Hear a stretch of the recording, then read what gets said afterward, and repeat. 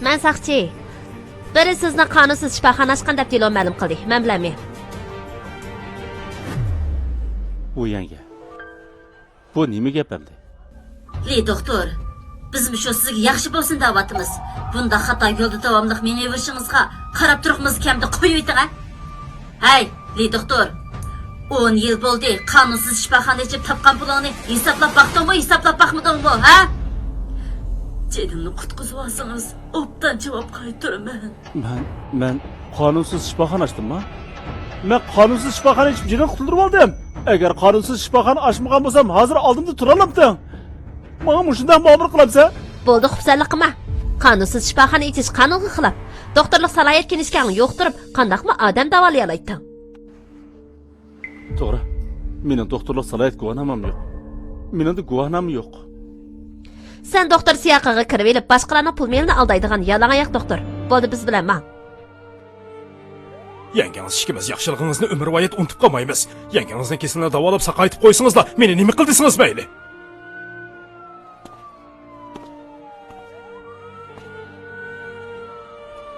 Buni qaytarmasam bo'lgan bo'ldi.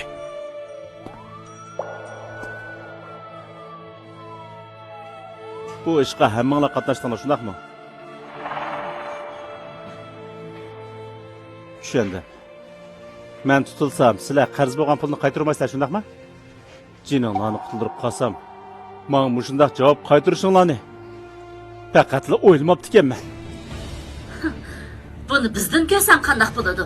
Kim seni kasal davolashda haqni uncha yuqori qo'yasinlar degan bir bosqichgacha to'g'ri bilan yangi sanjib davolashda maktabga ozroqli davolanib qo'yganimga shuncha ko'p pul qarz bo'lib qoptiman. Kun bo'yi ishtimimda qarz so'ylab zerikmidingmi? Sizning shuncha ko'p puling bo'lgandan keyin hammalarning pulini ko'tarib olsang bo'lmaydi. To'g'ri. Bizmi sana yaxshi bo'lsin deb pash qildik. Endi yaxshi o'zgargin. Menga yaxshi bo'lsin dedinglar, shundaqmi? Shuni deb qo'yay. Yomoni kelsa turmada necha yil yotaman. Biroq sizlarga shuni deb qo'yay. Sizlardagi bu saqaymas kasallarni faqat menla davolay olayman.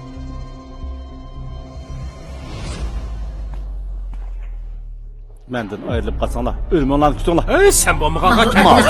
Sen bo'lmasang kendini tugshati. Yashamaydi ekanmiz. Kimni qo'rqitmoqsan? Azim.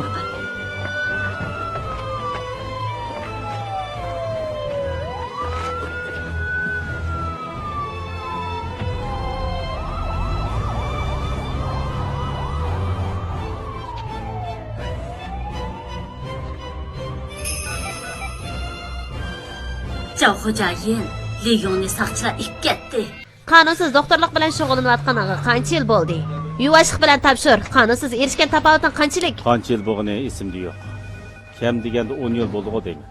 Siz degan qonunsiz tafovut kelsak, rostilla bir tiyimi foyda topdi. Moshiyaga kap qolgan turibmi? Yana og'zi qattiq qilib o'tamsan. Tez yuvashlikchi topshir. Topshirdigandan hammani topshirib bo'ldim. Biroq men ishonmayapsizmi? Uni so'raxonaga olib beringlar. Xo'p. Bu deloni cho'qim aniqlab chiqmay qo'ymayman. Tura, mana. Saqchi yo'ldosh, bu dunyoda rostida bir odam bir cho'milni ulib orishib yurami, ha? Jansaqchi, Leonning uyi oldimizda.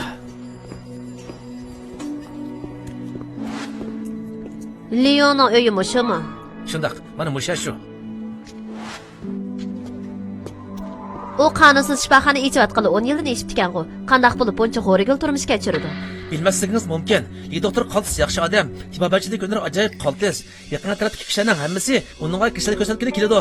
Ba'zi uyda qiyinchiligi borlar, davolash haqqini to'layolmaydiganlar bir parcha hujjat yozib bersalar, kasallikni davolab qo'yaverdi. Biroq bu ish tarqalgandan keyin uningga kasallik ko'rsatib, pul bermay hujjat yozib berganlar ko'payib ketdi. Olsam uning qo'lidagi hujjatning qiymati 2 million ketadi ekan.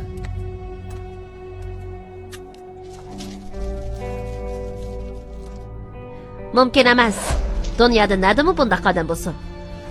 U cho'qim qonunning jazosidan qochish uchun shunda qilgan gap.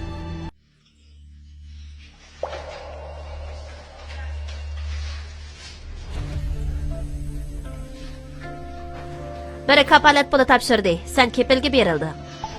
Kimga? Men tonimayman. U ismini oshkorlashni xohlamaydi ekan.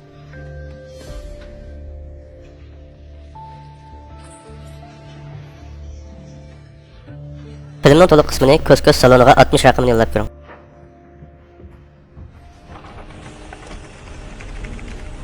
Puxtunu taşla, yavaş bol. Rol erish mahoridan xeyli bo'ladi ekan. Nim demoqchisiz? Menmi sana aldanıp qag'ili tasqaptiman. Biroq qonunga xiloflik qilgan ekansan, cho'qim qonunning jazosiga tortilasan.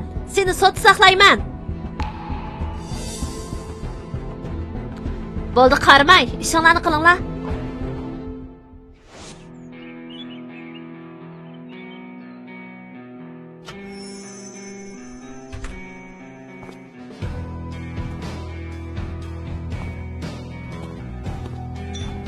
Ey doktor, biz yana ko'rishdik, ha?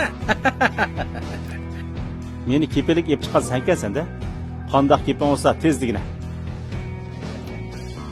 Voy, doktor, menga bundaq bir taraflama qarashni bo'lsangiz bo'lmaydi, ha? Qandaqli bo'lsin, sizni pash qilgan odam men emasda. Yana-chu. Shunga ikkimiz obdan hamkorlashimiz kerak, ha?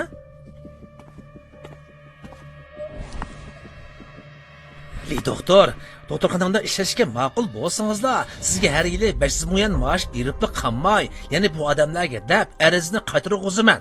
Turma azobidan qutulib qolasiz. Tushundim. Ularni meni pash qilishga sen kuch kiritibsan. Kanitiklar qandoq bo'lib buncha zaharxanda usulni o'ylab topqandi deb hayron qolib ekanman. Siz tegi yetib bo'lgandan keyin men mo o'chirib o'ltirmay, ularni sizni pash qilishga mana men buyurgan. Biroq sizning doktorlik salohiyat kinishkingizning yo'qligi rost-ku, ha? Voy, nihoyat shu bir kinishkining ishi-ku. Bu kichik ish. Doktorxonamga berib ishlasangizlar, tezda hal qilib beraman. Ularga qancha pul berding? 50 ming? Voy, ko'p devatdingiz. 5 ming. Nomussizlar. Ularning jinini qutuldirib qolsam, ozg'ina 5 ming yuanni deb meni pash qilganini qarmamdigan. Ey doktor, xatoligingizning mushundaq to'mpay sahraliklarga qarz berib turish ekanligini obdan tunib yetishingiz kerak. Dunyoda faqat bir xil kasal bor, bu dal kambag'allik. Meni doktorxonaga ep ketish uchun ularning beshini qaymoqtirib meni pashqa g'uzding. Sendek nomussiz razil odamdan hargiz hamkorlashmayman. Sendek odamlarga qarsam, mening ko'nglim noyidbek ilishib ketadi. Bildingmi?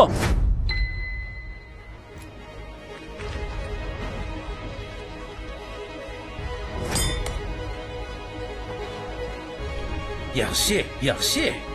Nima chikansan? Sud maydonidami mushunda qattiq turalansan-kin, men bir ko'rib boqay. Deyong, da'vogar taraf aytgan sening 10 yildan ortiq qonunsiz shifoxona ichib, qonunga xilof holda 2 million yuan foyda olganingni e'tirof qilamsan. E'tirof qilmayman. Shifoxona ochgan 10 necha yildan buyon hech qanday foyda topmadim. Izchil teriqchilik bilan jinimni beqib kelyapman. Undaqda sendan so'rab boqay. Bu 10 yil ichida qanchalik odamning kasalini davoladi? Necha yuz odamga deyman. Başta foyda olmadim deding. Keynidilla necha yuz odamning kasalini davoladim deysan. Bu o'zaro qarama-qarshimi qandaq? Chunki nurg'un odam kasal ko'rsatib pul bermaydi. Nurg'un kishilarning davolanish chiqimini o'zim yerimdan chiqargan. Buningga qandaq isboting bor? Mana bular menga yozib bergan hujjatlar. Sochi janoblar, ko'rib baqsangiz. Filmning to'liq qismini ko'z saloniga 60 raqamini yo'llab bering. Guvohchi maydonga kirsin. Guvohchi Leon garchi sizlarning kasallarni davolagan bo'lsa-mu, sizlarning uningga pul bermaganliginglarni aytdi. Bu rostmi? Pul bermaganimiz rost. Chunki u keslimizni saqaytmagan tursa. Shundoq, hammamiz shahardagi cho'ng doktorxonalarga berib saqaydik. Liu Yong menga nechta jo'n ishtori bilan yang sanjib davoldi, biroq buning hech qanday foydasi bo'lmadi. Qo'shuvchi, nima deyapsan? Ayni chaqda ming tiqilmasdan uyingda o'shunda ketganda, men yig'ni sanjash orqali hayotimni qutqarib olgan. Men bo'lmagan bo'lsam, bu yerga meni haqoratlash uchun keladigan bo'lamdi. U chaqda bek charchab ketgachga vaqt qo'shimdan ketibdiman. Menga yig'ni sanjmagan bo'lsam, hoshimga kelalaydim. Yana kirib shahardagi Javxo'jayning doktorxonasini tekshirdim. Bu yerdagi doktorlar sening davolash usulining ozroqmi foydasi yo'qligini aytdi. Ha, shundoq. Ayolim to'g'ri deydi. Menga tiqilmasni tüp yildizidan saqaytish degan quruq gap. Texnikalik asosi yo'q. So'cha janoblari, Yana guvochimni sotda guvohlik berishga taklif qilaman. Doktorxonamizning alohida yuqori darajalik mutaxassis doktori Sun Jachang apandi. Qo'shilaman. Sunjaching sotqa kirsin.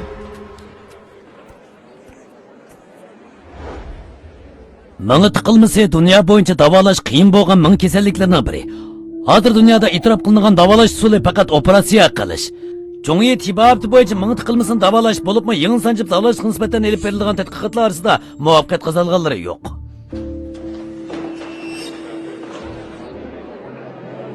Sochi janoblari, mutaxassisning so'zlari Leonning tiba boshlashni dastak qilib, aldamchilik qilganligining haqiqiy mohiyatini aytib tashladi.